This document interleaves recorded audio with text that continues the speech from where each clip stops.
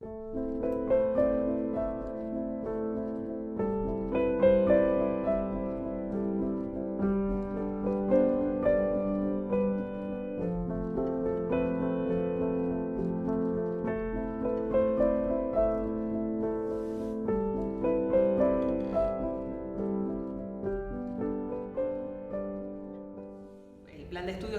que se trabaje en sociología contemporánea, y lo que hemos hecho también es un recorte con respecto a ese plan de estudios que, como Javier decía, tenía una concepción enciclopédica, digamos, también con una diversidad de autores que, digamos, en ese diseño del plan de estudios no contemplaba las condiciones reales de cursado de nuestros estudiantes y de trabajo docente. Y en particular las condiciones de tiempo, digamos, de extensión de tiempo, pues están previstas como materias cuatrimestrales. Entonces, frente a eso, propusimos un recorte. Esas propuestas, digo que fueron comunes en todos nuestros casos, son propuestas que han ido a selección de propuestas para realizar esas cargas anexas, digamos, han pasado alguna revisión y evaluación de tribunales conformados por colegas. Y ese recorte que propusimos fue trabajar con 4 unidades, después de una unidad introductoria, 4 unidades de diferentes corrientes teóricas y haciendo un planteo general de la corriente, creo que en la línea de lo que planteaba Sabrina en Teorías Sociológicas 2, pero enfocándonos específicamente luego en un autor de esa corriente. La primera unidad es Teoría de la Acción Racional y trabajamos con Elster. Esto también en un diálogo con la materia Teoría Política 3, que se dicta al mismo tiempo, que también tenían Teoría de la Acción Racional para abordar, y en su recorte decidieron en la cátedra no trabajarla, entonces la trabajamos en Sociología. Por supuesto el enfoque no es el mismo en Teoría Sociológica y en Teoría Política, digo, no son cosas equivalentes, pero bueno, ante las decisiones prácticas que hubo que tomar, también se tomaron en cuenta estas simultaneidades, digamos. Entonces, Teoría de la Acción Racional, trabajamos con Ian Elster, Teoría Crítica, que retomamos a Habermas, y esto en función también de que las evaluaciones que venían haciendo los estudiantes, que si bien la habían trabajado en Teorías Sociológicas 2, no habían terminado de aprenderlo, digamos que habían tenido muchas dificultades con ese autor, entonces decidimos retomarlo en la unidad 3 con Michel Foucault y la unidad 4 con Pierre Bourdieu. La unidad introductoria era también en función de lo que habíamos visto en Teorías Sociológicas 1, ese primer año de dictado, es que nos estaba faltando también una unidad que planteara qué son las teorías sociológicas específicamente, ¿no? Después de las materias de introducción a la sociología y sociología general, digamos, qué tenía de específico dictar teorías sociológicas. Entonces, como era la primera camada de estudiantes, retomamos eso en la unidad introductoria.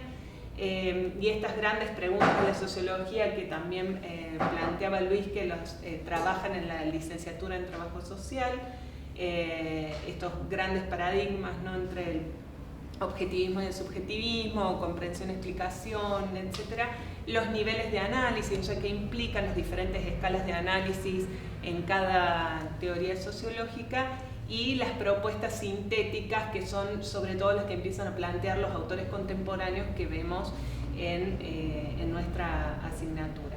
La particularidad es que al programa lo concebimos alrededor de una hipótesis, es decir, de una hipótesis de trabajo, y eso nos estructura la lectura que hacemos de esas corrientes y de esos autores dentro de las corrientes.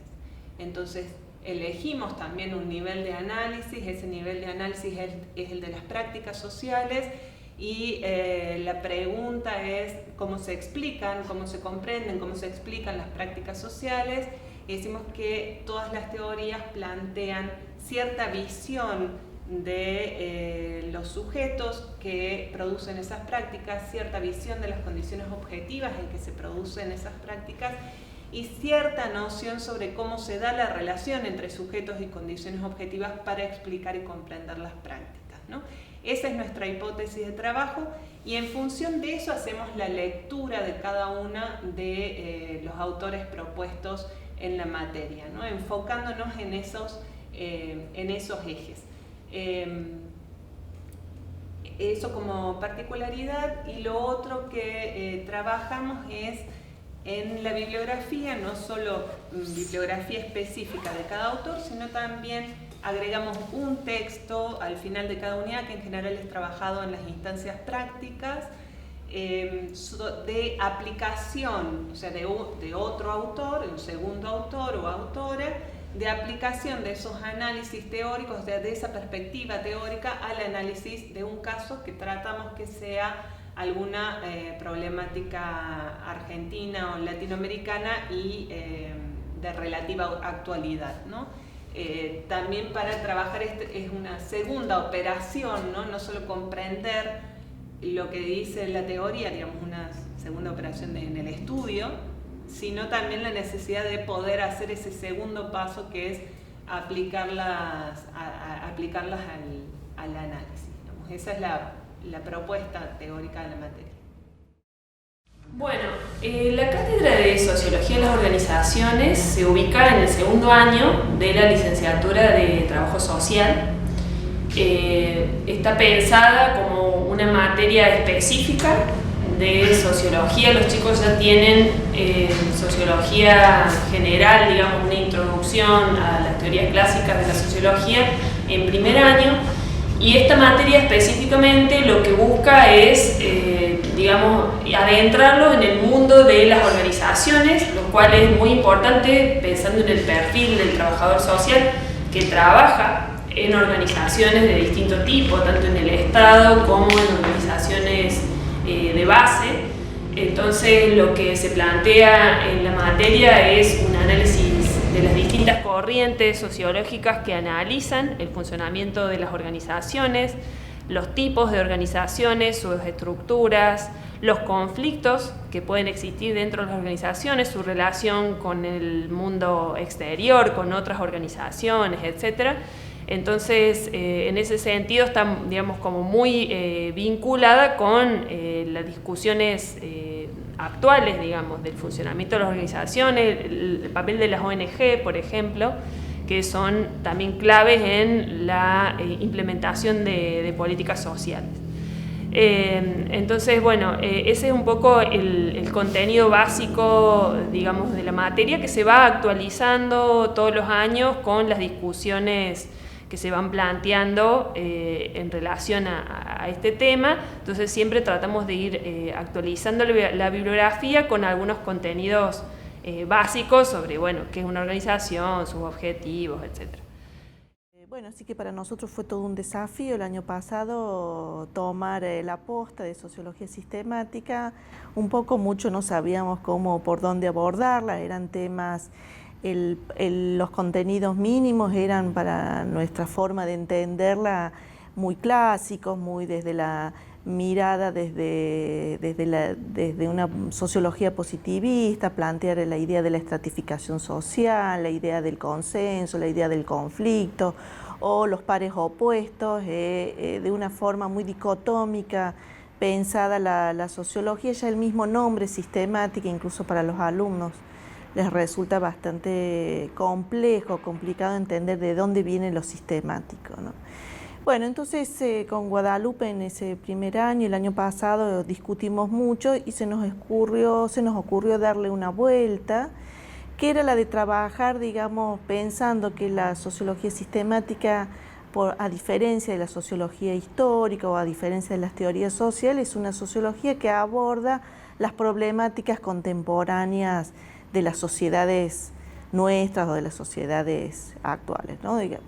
Entonces, pensando desde ese lugar, plantear una serie de problemáticas, no muchas porque es una materia cuatrimestral de primer año, entonces plantear una serie de problemáticas que ayudaran a abordar cómo están instaladas en el imaginario, en las cómo esas clasificaciones sociales contribuyen a construir un orden social determinado, ¿no? Entonces, bueno, le dimos una vuelta y es así como el eje que atraviesa la materia son las clasificaciones sociales. Trabajamos la cuestión de la edad, el género, la clase social y los procesos de dominación y de hegemonía con respecto a esas clasificaciones que desde el sentido común o a primera vista, digamos, aparecen como naturales en la configuración de cualquier orden social, ¿no? Es decir, nadie dudaría de las poblaciones divididas según las categorías de edad y las categorías de género, ¿no? Así que bueno, esa fue un poco cómo nos lanzamos a esta materia. El año pasado les gustó mucho a los alumnos, sobre todo cómo se cerró la materia, es decir, lograron hacia el final del cuatrimestre entender cuál era la lógica que estaba planteada en esa materia, se rescatan los autores clásicos, es decir, cómo ya desde Durkheim en adelante se van pensando esta forma de conocimiento acerca de lo social, ¿no? Así que, bueno, estamos en esa tarea. Bueno, desde el año pasado a este año hicimos algunos ajustes. Este año la materia está compuesta de 5 unidades. La primera unidad es una unidad más general acerca de lo que se entiende por clasificaciones sociales, lo que entendemos nosotros. Entonces hacemos un rastreo ahí por autores clásicos como Durkheim, Elías, Hertz, con un texto que gusta mucho, que es La preeminencia de la mano derecha, que es ha sido un discípulo de Durkheim, y un texto de Eric Wolf que viene a complementar, si bien él no es un sociólogo, es más bien un historiador y un antropólogo, pero como la lógica de la primera unidad cierra, o sea, sobre lo que son las clasificaciones, pero después sobre la llamamos nosotros la falsa dicotomía entre individuo y sociedad, trabajamos ahí un texto clásico de Norbert Elias de Sociología Fundamental y también, digamos, los complementamos con un texto de Eric Wolf en donde pone la preeminencia acerca de las interacciones, las conexiones y las relaciones entre los pueblos, entre los sujetos o entre los individuos sería, ¿no? La unidad 2 trabajamos básicamente sobre la clasificación social, la edad, que ahí trabajamos textos de Bourdieu, de Lenoir y una latinoamericanista como es Rosana Reguillo, que hace todo un planteo acerca de la categoría juventud, ¿no? Es decir, cómo la juventud es una categoría social que emerge en los años 60, que antes no existía como tal ni era parte de la división de las poblaciones. Con respecto a la unidad 3, trabajamos la cuestión de género y ahí trabajamos texto de Wetz y Zimmerman, que también es un clásico sobre qué es hacer género y la construcción social del género. Un texto de Matio, que es un cordobés que también hace todo un rastreo sobre la génesis de la diferencia sobre género y sexo. Y un texto de, no me voy a acordar, me parece que es Martínez, Ana María Martínez, que también, bueno, trabaja, digamos, en esa línea de deconstruir los conceptos de género, de sexo. La otra unidad es sobre clases sociales y hacemos también toda una deconstrucción sobre la noción de clase social, que también es un concepto no tan reciente como lo mejor el concepto de género o el concepto de edad, pero digamos tiene un poco más de un siglo de su uso, pero tampoco muchísimo más, ¿no? Es el concepto de clase social y ahí trabajamos nuevamente textos de Thompson, que es un historiador, de un texto que se llama La formación de la clase obrera en Inglaterra, y él ahí aborda cómo aparece en un determinado momento histórico la clase obrera, ¿no?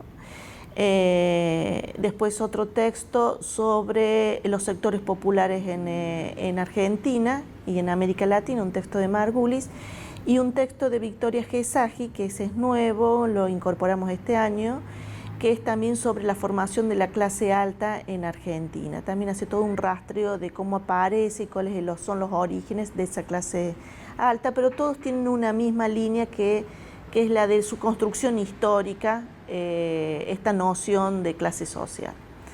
Y la última unidad es de alguna manera trabajar, es decir, hacer una reflexión acerca de todas estas categorías o clasificaciones sobre el concepto de dominación simbólica y construcción hegemónica, es decir, cómo a partir de estas clasificaciones percibimos el mundo social y las tenemos naturalizadas, ¿no? Son experiencias vividas de las cuales ningún sujeto pone en duda, salvo el sociólogo desde un trabajo de objetivación y de reflexión permanente puede, digamos, hacer ese trabajo de objetivar eso que parece como lo que Durkheim llamaba el velo que se antepone ante la realidad, ¿no? Entonces ahí trabajamos un texto de Williams sobre el concepto de hegemonía, un clásico del Weber sobre el concepto de dominación y un trabajo ya de varios años, ya de varias décadas de Bourdieu que se llama La clase objeto, pero que él ahí aborda sobre la construcción simbólica acerca de las creencias y de las percepciones. Eso es un poco el panorama de la materia que está organizada así, ¿no? Bueno, en el parcial tiene una característica esta materia que por lo menos la implementamos el año pasado y que resultó muy interesante, que es que el segundo parcial lo trabajamos con un video. El año pasado fue con un video, la idea de este año es trabajarlo sobre una película, pero es como que ellos todos estos conceptos que han trabajado durante el cuatrimestre los que analizar a la luz de una problemática. El año pasado fue un video sobre la historia de Camila Sosa Villada, en donde ahí se entrecruzan cuestiones de género, de clase y cuestiones de dominación y hegemonía. Bueno, para los alumnos de primer año de las carreras de Sociología y Ciencias Políticas fue así como un antes y un después de ver ese video y de poder aplicar, empezar a trabajar teóricamente o a hacer una lectura analítica de la historia de vida muy breve que presentaba en ese video Camila Sosa Villada. Entonces, bueno, la idea también es continuar con eso, que la materia sea el ofrecimiento de herramientas conceptuales que le permitan a ellos hacer algún tipo de análisis sobre lo social.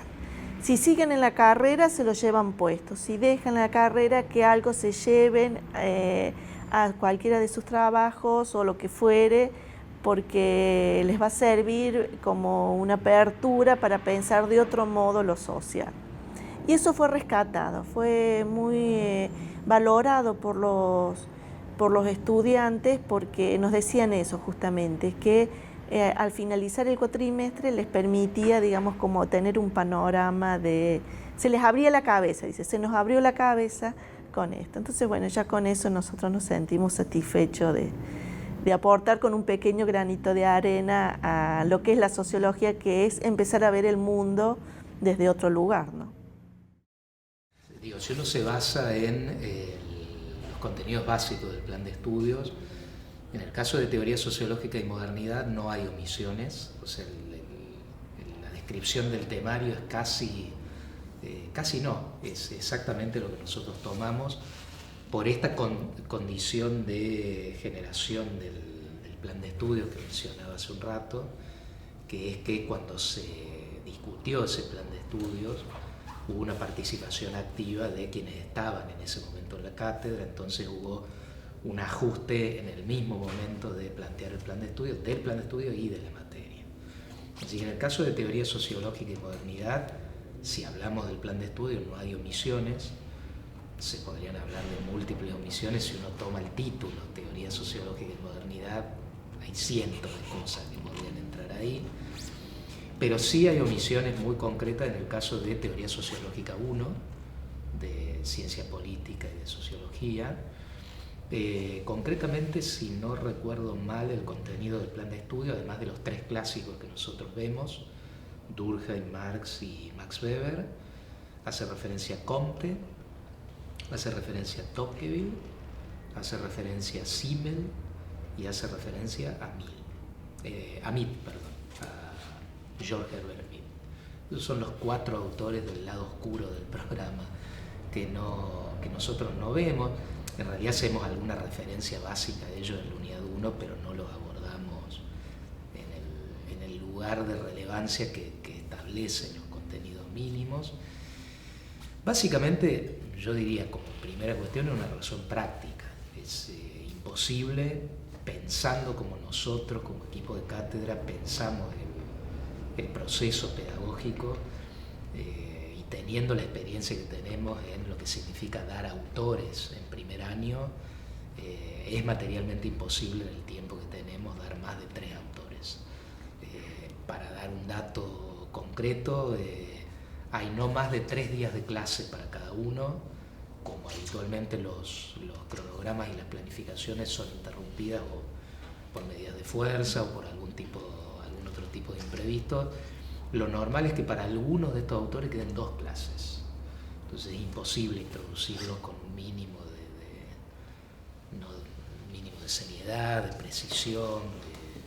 Entonces simplemente hay una razón práctica de decir, bueno, ¿qué recortamos? Y ahí la decisión fue una decisión casi diría institucional, ¿no?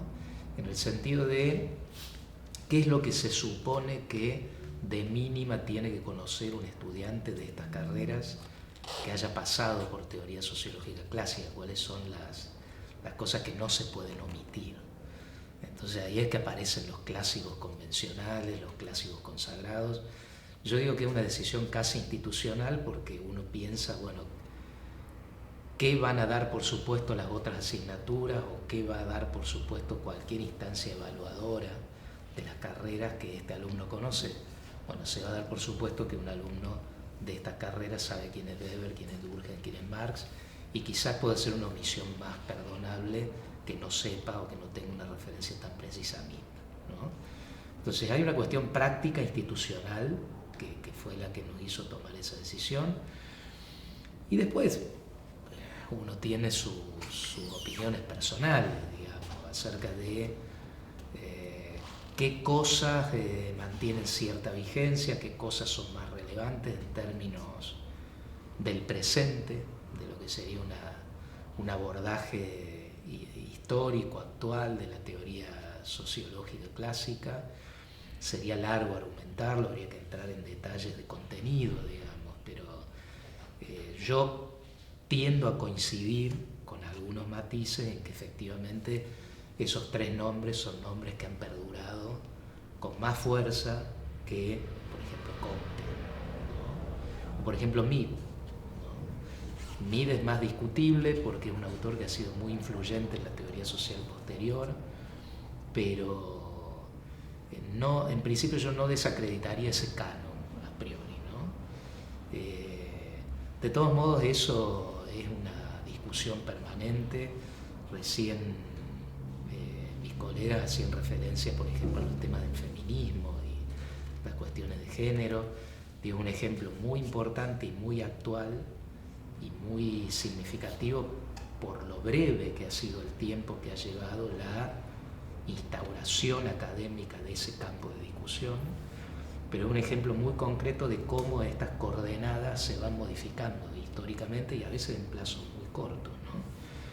Yo suelo decirle a los estudiantes, en el caso de los clásicos consagrados, de los 3 estos que estoy mencionando, que en el tiempo que yo llevo vinculado a estos temas, desde que me formé como estudiante hasta ahora, la posición que han tenido estos 3 autores ha cambiado muy significativamente. Cuando en mi etapa de formación la jerarquía era claramente Marx, Weber, Durkheim, ¿no? En fines de los 80 todavía la impronta marxista, marxiana de la academia predictadura todavía tenía mucha fuerza, tenía mucho peso. Entonces en mi formación inicial De hecho, se nos planteaba a Weber y a Durkheim como la sociología de cátedra, la sociología académica. En los 90, a mí son todas sensaciones personales en función de la circulación institucional que uno ha tenido. En los 90 fueron los años de Max Weber, de la reivindicación de Max Weber, ¿no? Bueno, cuidado que Weber en realidad no es no marxista, cuidado que Weber en realidad es complementario de Marx, cuidado con estos puntos de economía y sociedad donde Weber no objeta a Marx, sino que entra en diálogo con él, en un diálogo productivo. Tiene que ver también con las coordenadas políticas, con bueno, todo lo que significa el hecho simbólico del muro de Berlín, todo lo que ello trajo aparejado, lo que eran los 90 en Argentina, la descomposición de ciertas tradiciones militantes muy vinculadas al marxismo. Bueno, todo eso acercó a mucha gente a Weber, una relectura de Weber, incluso una relectura de reivindicación, ¿no? En relación a ciertos reduccionismos de los 70 que todavía se arrastraban en los 80. Me atrevería a decir con menos énfasis que los primeros 2000 fue un momento durkheimiano. Hubo toda una discusión muy interesante sobre los primeros lectores de Durkheim en Argentina, de un trabajo muy interesante hecho por Horacio González y su equipo de colaboradores, la historización de la sociología argentina. Aparecieron primeros lectores constitutivos del campo de la sociología argentina de Durkheim.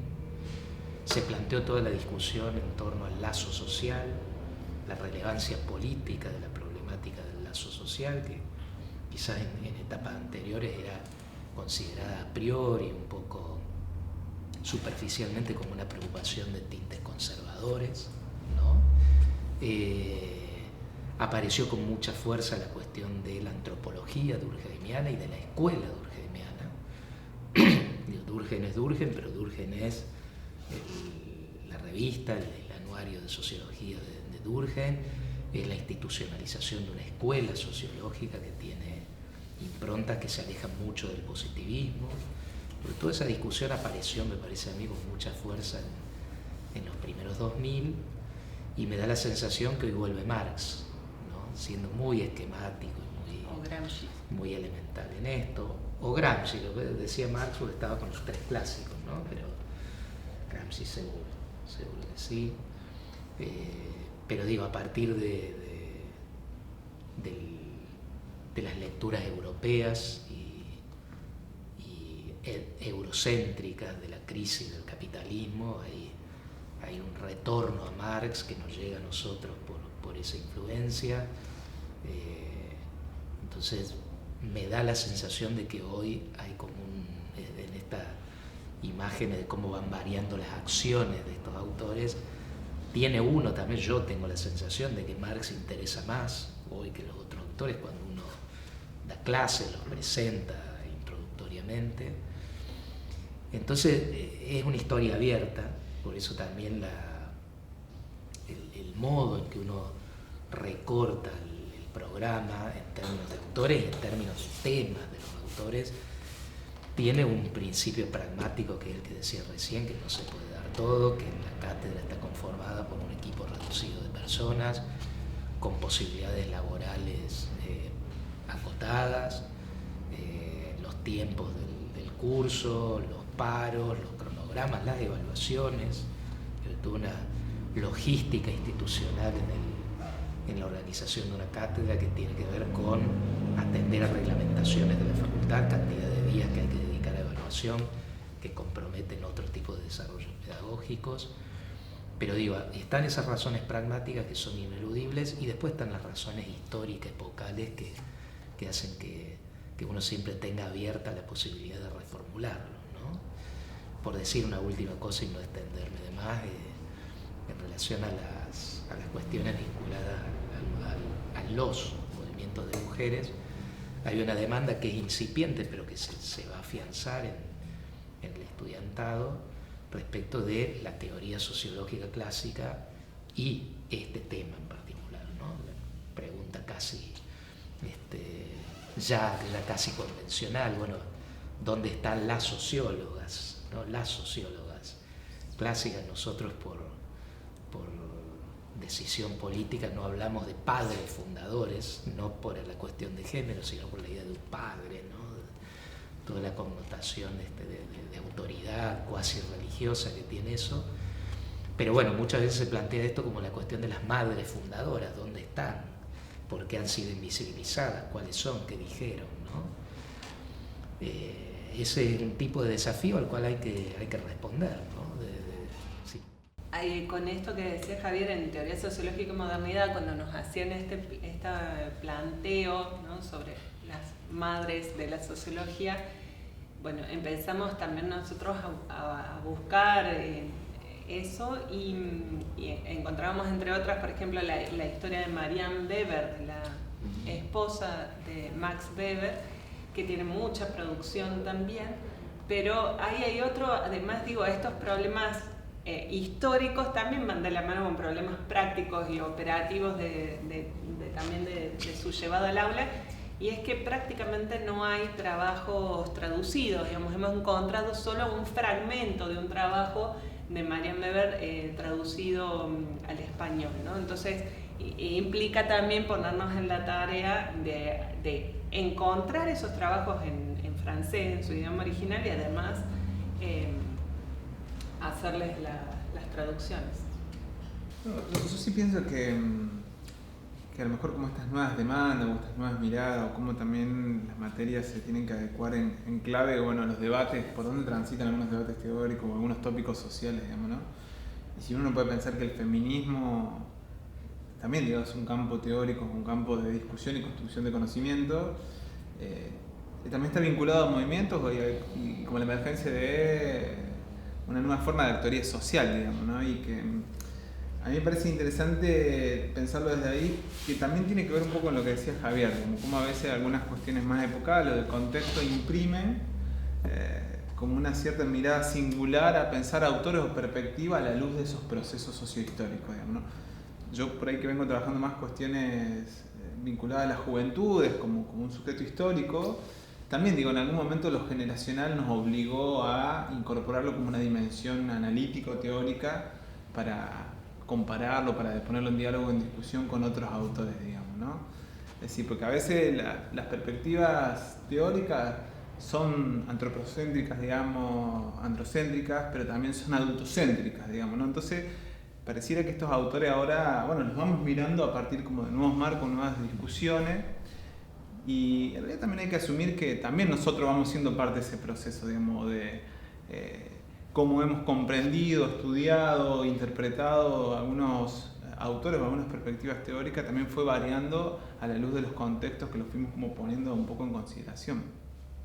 Entonces a mí me parece también eso, ¿no? Como esa cuestión dinámica que van teniendo como algunos autores, algunas perspectivas teóricas, sobre todo en función de, bueno, algunos tópicos, digamos, que aparecen, tanto en los ámbitos académicos como no académicos. Bueno, no, en relación a esto último que decías vos de autoras del periodo, ahí a mí me parece que nos falta hacer un rastreo mucho más profundo de la producción de autoras de teoría social que vayan más allá de la cuestión o del tópico meramente feminista, ¿no? Justo en nuestra materia hay un intento de acercamiento a lo que fue el feminismo de la segunda ola, a partir de un texto que no es estrictamente de teoría social, como es El segundo sexo de Simone de Beauvoir, que es un texto más de orden filosófico, si se quiere, pero que es como el texto fundante de los debates feministas del periodo, y en el que nos parecía que había algo interesante en relación a la crítica que Simone de Beauvoir hace al marxismo, ¿no? y a la ausencia del problema de la mujer en el marxismo, que es toda una cuestión muy interesante de debatir. Y bueno, a eso le sumamos el trabajo de Gail Rabin, que ella tampoco es estrictamente una socióloga, sino que es antropóloga, pero bueno, su planteo, bueno, ahí está siempre la fina línea que divide las disciplinas, que casi siempre también es muy arbitraria, ¿no? Pero creo que en relación a tu pregunta falta hacer un rastreo mucho más sistemático alrededor de qué pasó con las mujeres del periodo, ¿no? Quiénes son, cómo encontramos aquellos textos, porque lo que vemos en la historia intelectual, al menos hasta fines de los 70, es que está absolutamente gobernada por varones, por hombres. Sin querer queriendo, diría alguien por allí. Estas dos referencias que vos presentas en torno a cuáles son las omisiones o los silencios de nuestros recortes, de nuestros programas, cuáles identificamos, qué discusiones tenemos en relación a eso. Por otro lado, las autoras y el feminismo en general, digamos, ¿no? Como un nuevo campo de interés, de preguntas, de lucha que se ha inaugurado y que se ha instituido, como decía Javier, con mucha velocidad y saludablemente, con tanta premura al interior de la academia. Y también pensaba en otras ausencias de ese orden en relación a nuestra materia, introducción a la sociología, una materia del ingreso, ¿no? Ausencias, por ejemplo, relativas a la institucionalización de la sociología en Córdoba, que es uno de los ejes de nuestro programa, el segundo eje del programa, la institucionalización del campo disciplinar, y hay una ausencia en relación a esa pregunta en clave situada aquí y ahora, ¿no? Y creo que lo que me pensaba en torno a esta pregunta es que quizás lo que vincula nuestra forma de abordar estos silencios es precisamente la forma en la que interpelamos a los propios estudiantes, a las estudiantes en su ejercicio de lectura, en el sentido de, como parte de un primer acercamiento a la textualidad universitaria, al discurso académico, como parte del propio ejercicio de alfabetización académica, digamos, pero también como parte de acercamiento a las especificidades del campo disciplinar, interrogar acerca de lo no dicho por el profe en clase, lo no dicho por el texto, lo no dicho por el programa. Hay una referencia que me surgía recién, hay un compañero, el único sociólogo de todo el equipo, un compañero que es profesor adscrito, licenciado en Sociología de la UBA, el resto provenimos de los más diversos campos de las ciencias sociales, filosofía, historia, comunicación, trabajo social, etc.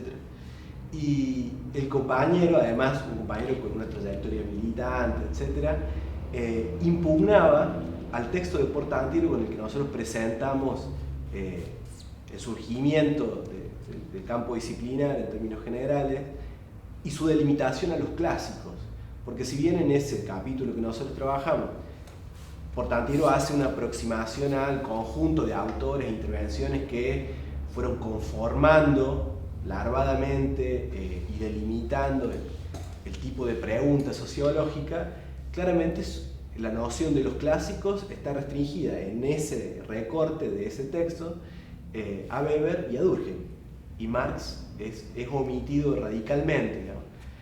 Y este compañero nos interpelaba, es decir, ¿cómo vamos a dar una introducción a la sociología y no mencionar a Marx? Y un texto que no sitúe a Marx entre los clásicos. Y lo que nos sucedía en ese debate a lo largo de los últimos 2 años es que además buena parte del equipo de cátedra, de quienes sí compartimos otros espacios, provenimos del campo de la economía política. Y además Rubén Caro, que es el titular de la materia, es un especialista en la obra marxiana, digamos, ¿no? Entonces nos sucedía que había una referencia continua y permanente a Marx en clase, en nuestro modo de abordar los textos, en cómo disciplinar dimensiones de análisis, etc. Había un sustrato marxiano, más Marx, en tanto Marx, estaba ausente. Y entonces hacíamos el chiste de hay un fantasma que recorre el programa y ese fantasma es Marx, ¿no?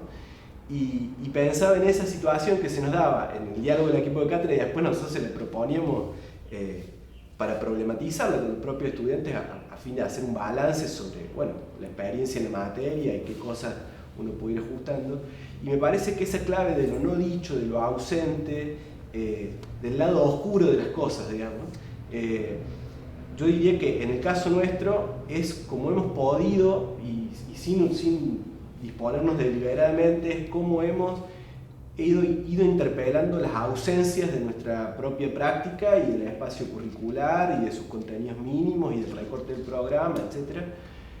Con la complejidad, además, de que al tratarse de un espacio introductorio, no hay un recorte de contenido temporal, o sea, todo está por delante al momento de limitar por caso un programa.